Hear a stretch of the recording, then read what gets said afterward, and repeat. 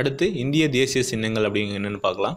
இந்திய தேசிய சின்னங்களை பொறுத்த வரைக்கும் உலகத்தில் உள்ள சுதந்திரமான நாடுகள் அனைத்தும் தங்கள் நாட்டிற்கென்று சிறப்பான அடையாளங்களை கொண்டுள்ளன. சரிங்களா? நமக்கென்று தேசிய கொடி, தேசிய இலச்சினை, தேசிய கீதம், தேசிய பாடல், தேசிய விலங்கு, தேசிய பறவை, தேசிய மலர், தேசிய மரம் ஆகியவை உள்ளன. ஸோ இது எல்லாமே என்ன அப்படிங்கிறத கரெக்டாக தெரிஞ்சு வச்சுக்கோங்க. தேசிய கொடி அப்படின்னா எப்படி இருக்கும் அப்படிங்கிறதையும் தெரிஞ்சுக்கோங்க. செவ்வக அமைப்பு கொண்டது. ஸோ இதனுடைய மேற்பகுதியில் காவி நிறம், நடுவில் வெண்மை, கீழே கரும்பச்சை, அதன் நீள அகலம் பார்த்தீங்கன்னா 3:2 அப்படிங்கிற ரேஷியோவில் இருக்கணும். சரிங்களா? கொடியின் மேல் உள்ள காவி நிறமானது தியாகத்தையும், இது கேட்கறதுக்கு சான்சஸ் இருக்குது. காவி நிறமானது தியாகத்தையும் தைரியத்தையும் குறிக்கிறது. மேலும் சுதந்திர போராட்ட வீரர்களின் தியாகத்தை நினைவுபடுத்துகிறது. சரிங்களா? மேலே இருக்கக்கூடிய ரெட்டு, சரிங்களா, ரெட்டுக்கு பற்றி காவி நிறத்துக்கான விளக்கம் சொல்லியிருக்காங்க. ஸோ அது தியாகம், தைரியம் குறிக்கிறது. சுதந்திர போராட்டங்களின் தியாகத்தை நினைவுபடுத்துகிறது. நடுவில் உள்ள வெண்மை நிறம் அப்படின்னு பார்த்தீங்கன்னா உண்மையை குறிக்கிறது. சரிங்களா? வெண்மை நிறம் என்னதுக்கு? உண்மையை குறிக்கிறது. கருநில நிறத்தில் அமைந்துள்ள சக்கரம் அறவழியில் முன்னேறி சென்று அமைதியினையும் செழுமையினையும் பெற்றுத்தர தூண்டுகிறது. சரிங்களா? ஸோ இதில் இருக்கக்கூடிய சக்கரம் அப்படின்னு பார்த்தீங்கன்னா இது என்ன சொல்லுதுன்னா அறவழியில் முன்னேறி சென்று அமைதியினையும் செழுமையினையும் பெற்றுத்தர வேண்டும் அப்படிங்கிறத சொல்லுது. ஸோ தேசிய கொடி இதில் பார்த்துக்கோங்க. காவி நிறம் தியாகம் மற்றும் தைரியத்தை குறிக்கிறது. வெண்மை நிறம் அப்படின்னு பார்த்தீங்கன்னா உண்மையை குறிக்கிறது. இதில் இருக்கக்கூடிய கருநீல சக்கரம் அப்படிங்கிறது பார்த்தீங்கன்னா முன்னேறி சென்று அமைதியினையும் செழுமையினையும் பெற்றுத்தர வேண்டும் அப்படிங்கிறத குறிக்குது. சரிங்களா? இந்த சக்கரத்தின் வடிவம் சாரநாத் அசோக தூணின் தலைப்பகுதிக்கு கீழ் உள்ள வடிவமாகும். ஸோ இந்த சக்கரம் எங்கேருந்து எடுத்திருக்காங்க அப்படின்னு ஒரு கேள்வி கேட்டால் சாரநாத் அசோக தூணின் தலைப்பகுதியிலிருந்து எடுக்கப்பட்டது அப்படிங்கிறத ஞாபகம் வச்சுக்கோங்க.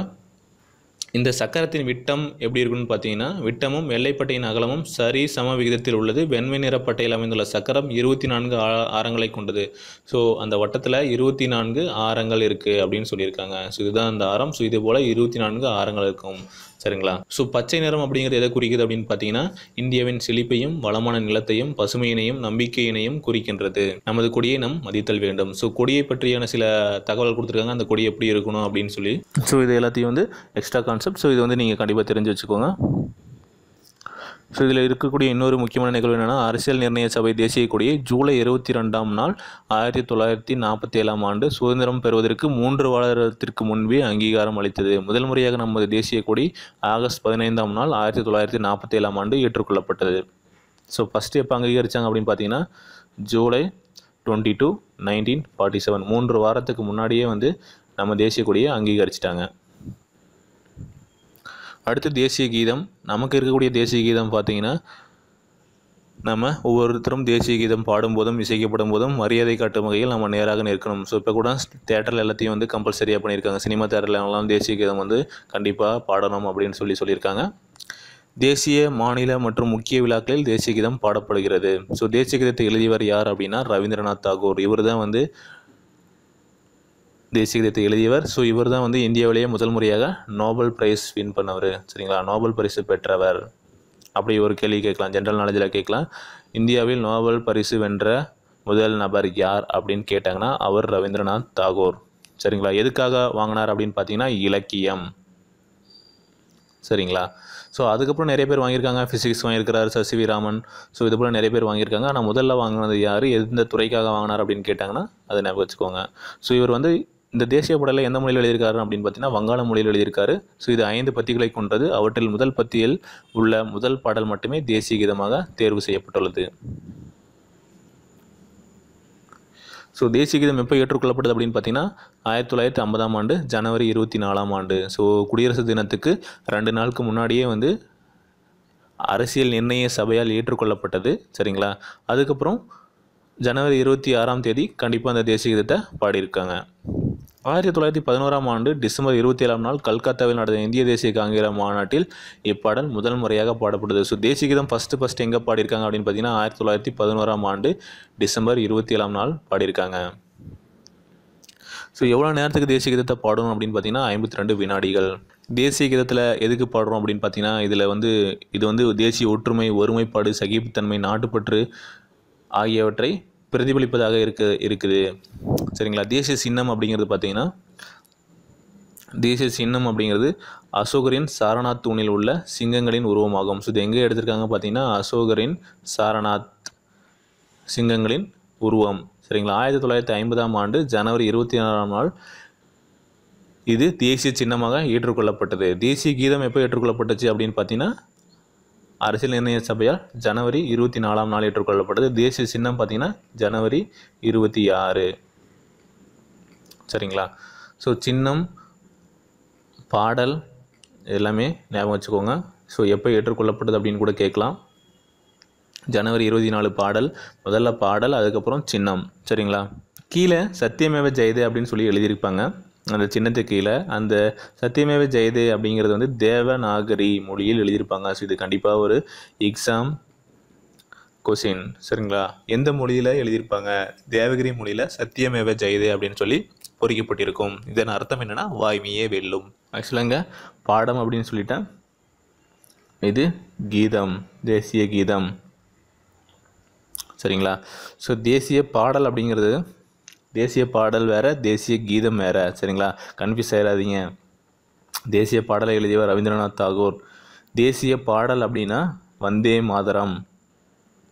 இதை எழுதியவர் யாருன்னு பார்த்தீங்கன்னா பங்கிம் சந்திர சட்டர்ஜி. சமஸ்கிருத மொழியில் எழுதியிருக்காரு. தேசிய கீதம் அப்படிங்கிறது வங்காள மொழியில் எழுதியிருக்காங்க.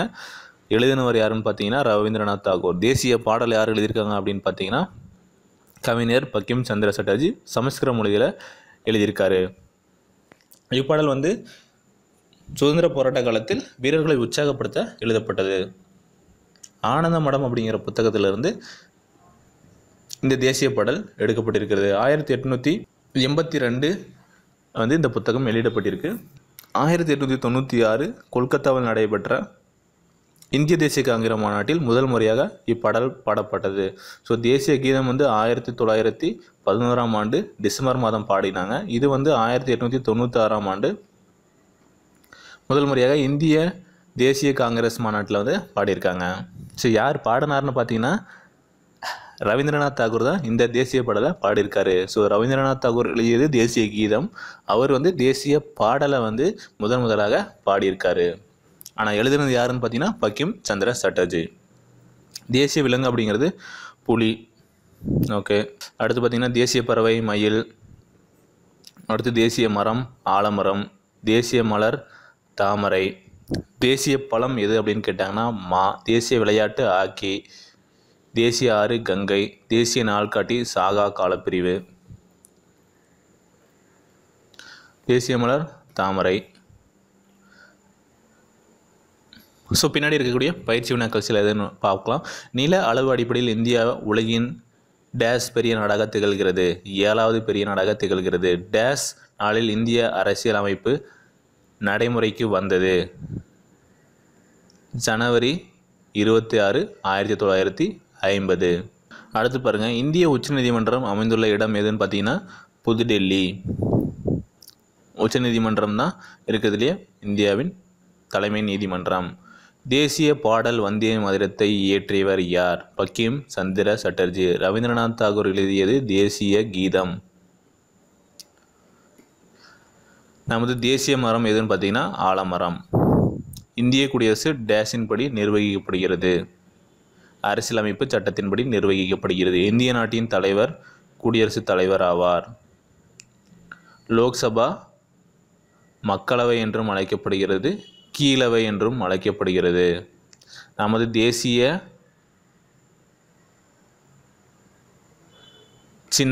சின்னத்தில் சத்தியமேவ ஜெயதே என்று பொறிக்கப்பட்டுள்ளது. இந்த சத்தியமேவ ஜெயதேவுக்கான பொருள் வாய்மையே வெல்லும். அடுத்து கேள்வி பாருங்க, இந்தியாவின் தேசிய பறவை எது? மயில். அடுத்து பொறுத்துக, குடியரசுத் தலைவர் யார் அப்படின்னு பார்த்தீங்கன்னா இந்தியாவின் முதல் குடிமகன். முதலமைச்சர் யாருன்னு பார்த்தீங்கன்னா ஆளுநரால் நியமிக்கப்படுபவர். உச்ச நீதிமன்றம் அப்படிங்கிறது பார்த்தீங்கன்னா அரசியலமைப்பின் பாதுகாவலர். தேசிய சின்னங்கள் அப்படின்னு பார்த்தீங்கன்னா சிறப்பு அடையாளங்கள். தேசிய கீதத்தை இயற்றியவர் ரவீந்திரநாத் தாகூர். சரிங்களா? ஸோ இதுதான் book back and questions. So இப்போ வந்து நம்ம ஃபஸ்ட் பார்ட் வந்து குடிமைகள் இருக்கிற நமது நாடு பற்றி எப்படி இருக்குது அப்படிங்கிற சொல்லி பார்த்துருக்கோம். சரிங்களா? ஸோ இதை ஜஸ்ட் வந்து இன்னொரு டைம் ரீட் பண்ணுங்கள் போதும். ஸோ இது வந்து நீங்கள் ஆடியோ வடிவிலையும் நீங்கள் வந்து இப்போ வேணாலையும் போட்டு கேட்டுக்கிற மாதிரியான தகவல் தான். ஸோ அதை கேட்டுக்கோங்க. ஸோ அடுத்த பாட்டில் வந்து நம்ம இந்திய அரசியலமைப்பின் சிறப்பு கூறுகள் என்னென்ன அப்படின்னு இருக்குன்னு இந்த புக்கில் என்ன கொடுத்துருவாங்களோ ஸோ அது எல்லாத்தையும் நம்ம வந்து கவர் பண்ணலாம். நன்றி, வணக்கம்.